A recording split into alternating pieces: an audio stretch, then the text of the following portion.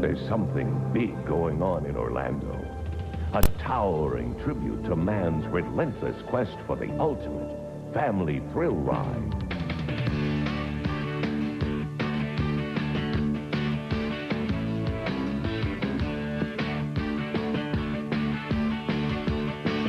You can't resist the urge to surge. The all-new Surge, only at the park that started it all.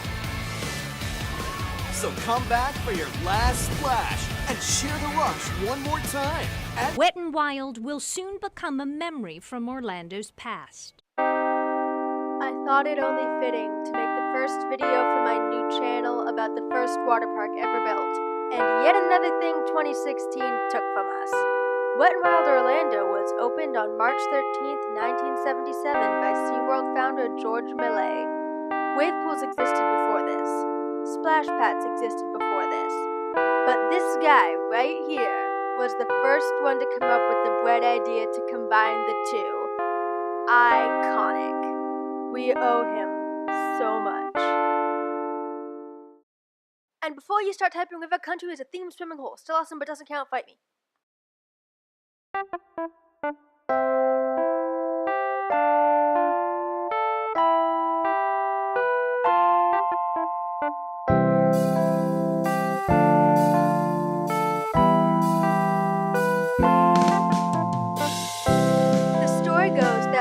Saw a splash pad on Ontario Place in Canada and a wave pool in Decatur, Alabama, and brought them both back to Florida. He'd wanted to do something like this ever since he designed SeaWorld and realized that he had made a bunch of awesome pools that his overheated guests couldn't enjoy. Also, as a military man and devoted patriot, he envisioned the water park as a more wholesome alternative to other heatwave pastimes. No alcohol was allowed in the park. Litter was never permitted to touch the ground, and the original beach chairs were red, white, and blue. The park opened with the 570,000-gallon wave pool, smaller splash pools, a kiddie area, and 2 concrete body slides. They almost immediately added a taller open slide called the corkscrew, and then a body slide called the kamikaze. It was similar to the Iwo Jima slide, which Millet had seen on a trip to Japan, hence the name, and proved what was possible when lighter building materials replaced concrete in slide construction. It was also the park's first skyline attraction, which is a technique theme parks had been using for years. Ryan Curtis explains, the term had been used by roller coaster parks for decades. The skyline is often built along interstate highways or major roads for easy visibility. It needs no marketing. It is marketing. It can be described in a single word. But in truth, the main draw of Wet n Wild during these years was how chill it was. At the amusement parks that drew people to the area, you would run from ride to ride while baking in the Florida sun. Millet counted on people getting tired during their trip and wanting to just lay in a beach chair for a couple hours while the slides babysat the kids. This was the chief selling point of the next future water park staple he was about to poach, the lazy river. On a trip to Jakarta, Indonesia, he saw women at a water park there floating in a circular canal of dirty water and said, "Oh, I can do this, but better." And that was pretty much his style the whole time. Take a good concept that was poorly executed and bring his former military precision to it. That's how he took all these separate water-based ideas and brought them together to write the formula water parks are still built by today. But he did pass on the idea of the flow rider in 1987 though. Maybe if he hadn't done that, it wouldn't always be an upcharge. Ugh.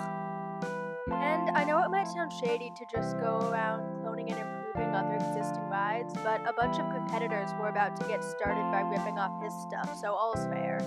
And when the park finally invented a totally original slide, it would be worth the wait. The crowning jewel of Wet n Wild, if you were a thrill seeker, was the Bomb Bay. Back in the far corner by the lake was a ride tower that opened as Der Stuka in 1986. It originally included 3 identical speed slides that are now the industry standard, but 4 years after it opened, the middle one was taken out and replaced with Blue Niagara, which doesn't look that wild, but by all accounts, was. Then, not too long after that, An addition was made to the left slide that would change the way we ride speed slides to this day. It was given an explosive-looking drop box and renamed the Bombay. That's right, Wet n Wild Orlando invented not only the speed slide, but the capsule slide. And even though the underlying structure of the slide was still identical to its former twin, which was still called Der Stuka, the ride experience was changed completely. In the original incarnation, brave souls would enter the capsule standing up, and it would move forward and tilt back until it was over the slide, and then the floor would drop out from under you and gravity would send you on your way. I couldn't find any pictures of this first design, probably because just a few years after it opened, the system was changed to a stationary capsule permanently over the slide, reportedly to increase rider capacity. There was even a capsule cam to give my mother somewhere to direct her anxiety. I can only imagine what it looked like the first time I went and had that evil ride operator. But nobody wants to hear about that. If you'd heard of Wet n Wild before clicking on this video, this is probably the ride you'd heard of. Its image was used in a ton of promotion and became so ubiquitous that it was falsely attributed to any random trapdoor slide, even one in Sweden after being recolored to match the real slide, even though it looks nothing like it at all. That's a pretty weird sign of just how iconic this park was. And there were a ton more slides that, while maybe not as revolutionary, were certainly worth the stairs. The Mach 5 was probably the biggest tower, as it had 5 slides, and since it was visible from the parking lot, made a great hype man for the whole park. The Bubba Tub was an oddly themed family rafter that provided surprising air since it used Kamikaze's original support structure. But if you ask people who went in the 90s and early 2000s what dead ride they missed most before the park even closed, 9 times out of 10 they'll say Hydra Fighter. This was a really unique swing ride that gave the guests a ton of autonomy. People were paired up and could then control the height and swing of their vehicle by changing the water pressure on these super awesome looking water cannons. I never got to ride this one since it and Blue Niagara were taken out in 2007 to make room for Brainwash, but I will never forget the Storm.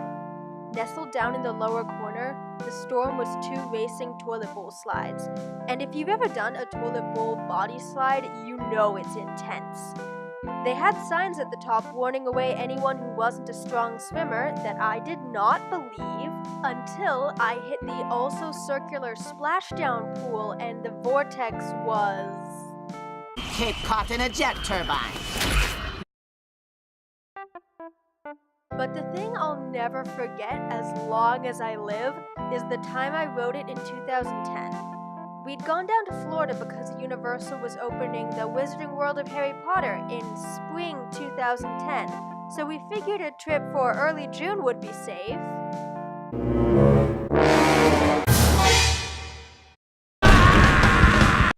Pause now for sob story. But the trip wasn't a total loss, since it was then 90% Disney, and I got to go to Wet n Wild again. And when I waited in line at the top of the Storm, I could see the silhouette of Hogwarts Castle in the Orlando skyline, which seemed cool but taunting at the time, and now seems ominous.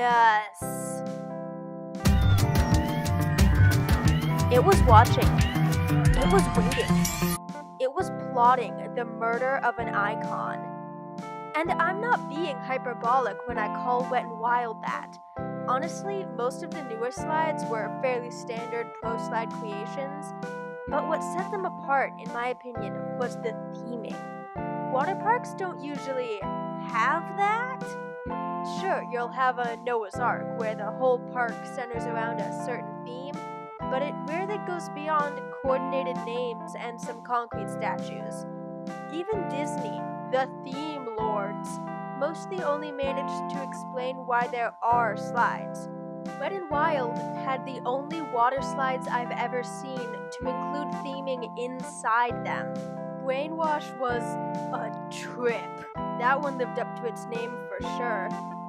The blast made you really feel like you were on a broken water coaster. Black Hole: The Next Generation was detailed as a mechanic's car. Your tube's a spaceship. And look at those star clusters in the wormhole. Who else goes this hard? And honestly, if you've never belted disco while in a toilet bowl slide, what are you even doing with your life?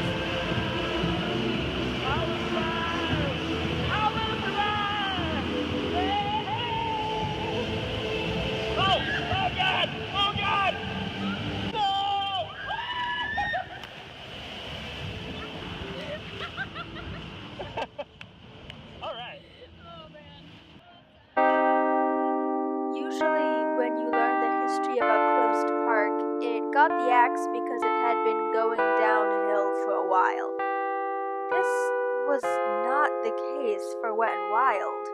It was the 10th most visited water park in the world in 2014 and saw 1.3 million visitors in 2015. Some enthusiasts accused the park of being little more than standard by the end, but that's the point. It was the standard. And besides, they were updating regularly through the early 2000s and even up until the end. They completely rehauled the kiddie area in 2012 and replaced the Bubba Tub with the Aqua Drag Racer in 2014. It only got to operate for 2 years.